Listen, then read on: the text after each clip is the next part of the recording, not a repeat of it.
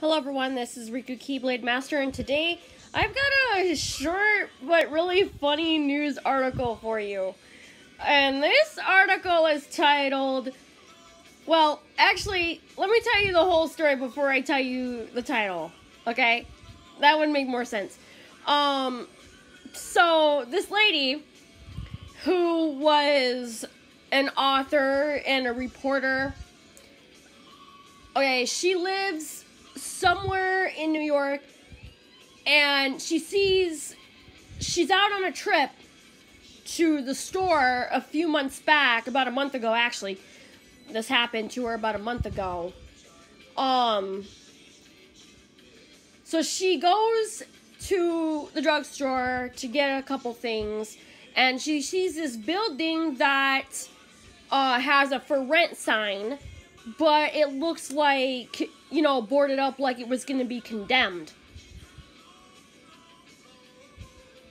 You know, so really the building didn't look like much. I don't even know why they put a for rent sign when they also basically made it look like it was condemned. Anyway, the building was abandoned. She, of course, was wearing a mask when she was going out, so she was following the rules, and she had a piece of chalk in her pocket. So right on the building, she says, "Trump equals plague."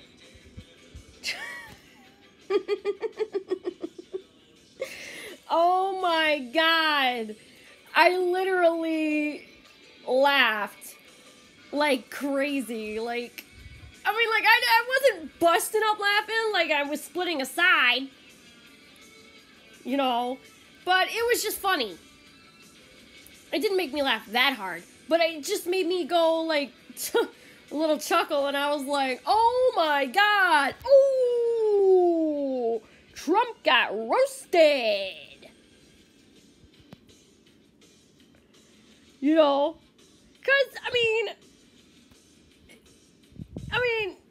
it is the truth. She literally said, too, he's a literal plague. He keeps aiding and abetting and covering up for this virus. And my grandma said if he loses, he's going to blame it on the virus. When, you know, if he loses, he's going to blame it on the virus. He's going to say the virus did it. But in the end, it was his handling of the virus that was the thing to do him in. Although, I am a little worried, too. This next part of the story is very, very brutal. The lady was, before she could even step back, she was jumped by the cops. She didn't see anybody, she was jumped. And it was the same takedown as if, like, you were busting somebody for drugs. You know? I mean, if you consider a piece of chalk a drug, I guess. I mean, I guess. Maybe when we were kids, you know, maybe we were playing with drugs and we just didn't realize it when we were drawing with sidewalk chalk. But the chalk she used was actually chalk that can be erased without having any residue. So it was washable chalk. It wasn't permanent chalk or anything like that. But the fact that she got, I mean, 2 white cops against a woman of color, I'm very upset at this story because, 1, she was saying the truth. 2, she was roughly thrown into the car, and she wasn't even read her Miranda rights. It's so bad. They stuck her in a really nasty looking cell. She was wearing, you know, her mask, of course, but she demanded that she get a different mask because she knew that hers wasn't cutting it against protection. She's like, look, if you're gonna throw me in this really crappy cell, you're gonna have to give me a different mask. Because, yeah. And she wasn't even granted the right to, make a phone call. So, before they threw her in the back of the car, though, they took her pocketbook. They wouldn't even give her a phone call, like I said. And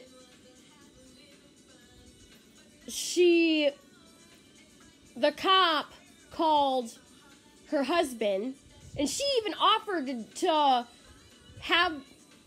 take them to her place where she lived and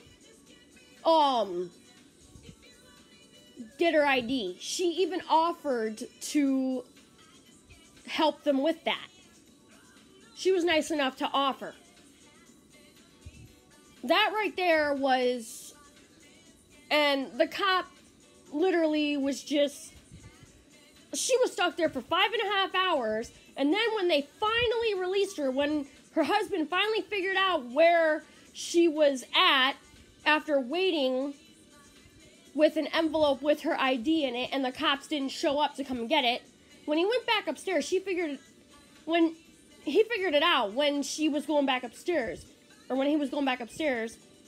Sorry, I'm talking too fast. But anyway, when he went back upstairs, then he found out. So he dropped off the ID. And she was shocked to find her photo in the system. And she's like, was my husband here? When did he show up? And the cop was like really rude to her. He's like, well, yeah, he arrived a few minutes ago. You wouldn't have been able to see him anyway. Like, with that exact attitude. And I'm like, come on now.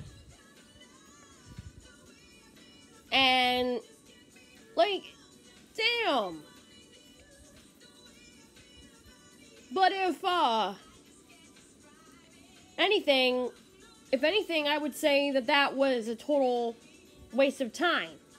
So after doing all of that, she finally was released, and one of the other cops said, be sure to be here for your desk hearing or whatever.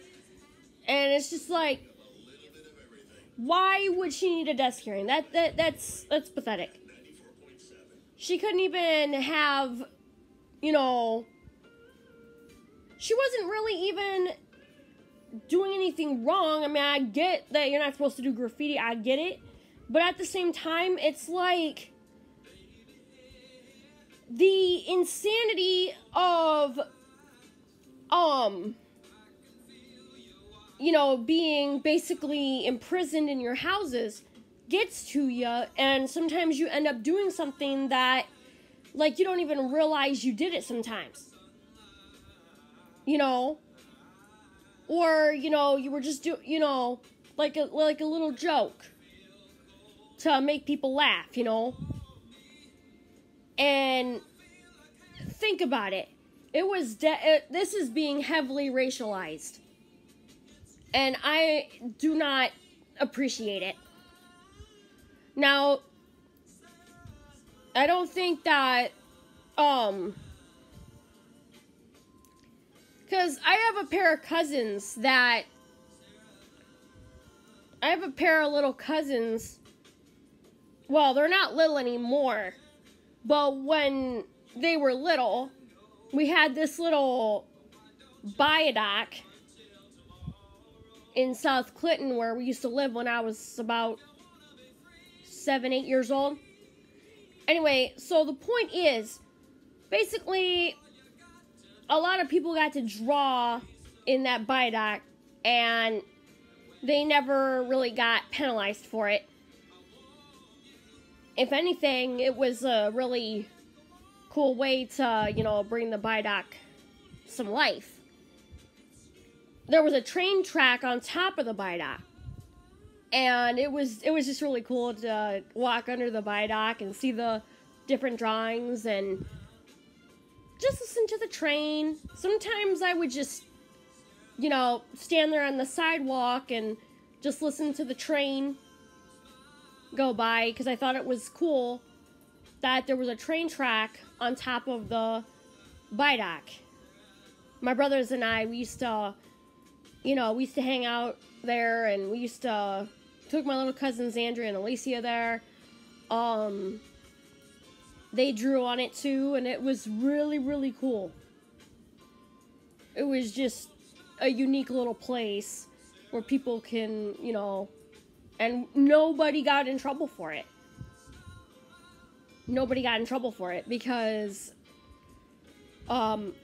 technically no one really owned that particular Viaduct, and a lot of people drew pictures on it anyway, so it really didn't matter.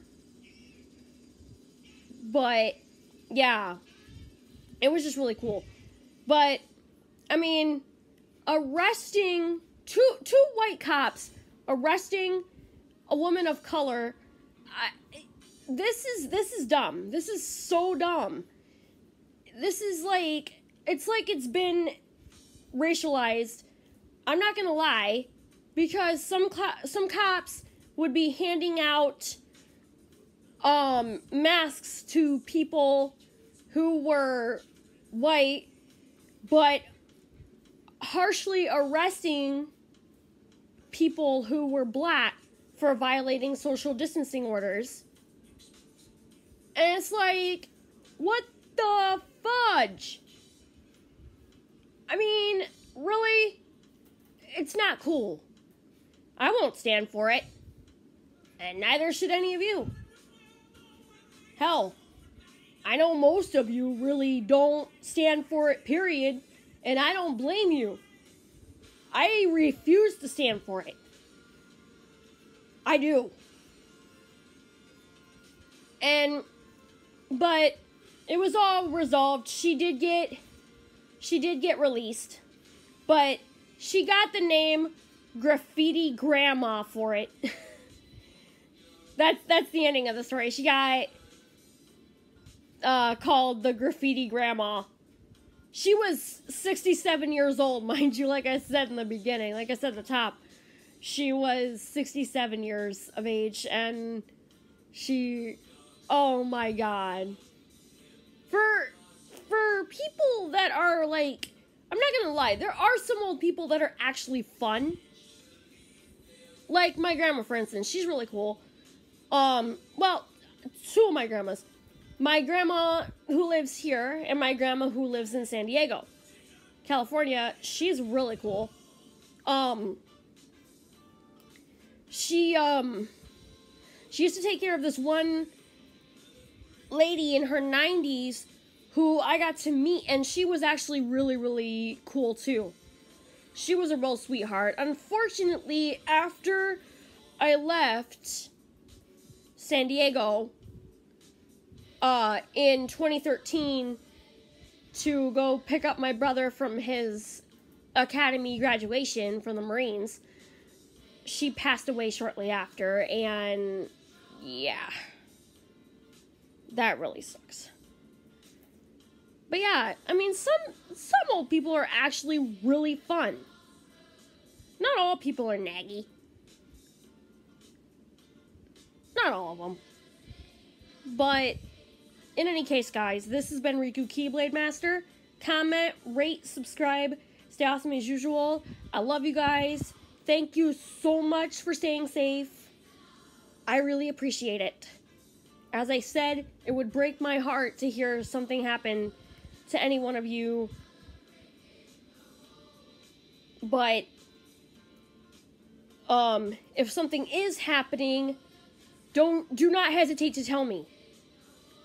Do not hesitate to tell me. Please do not hesitate to tell me. I'll see you guys next time. Peace.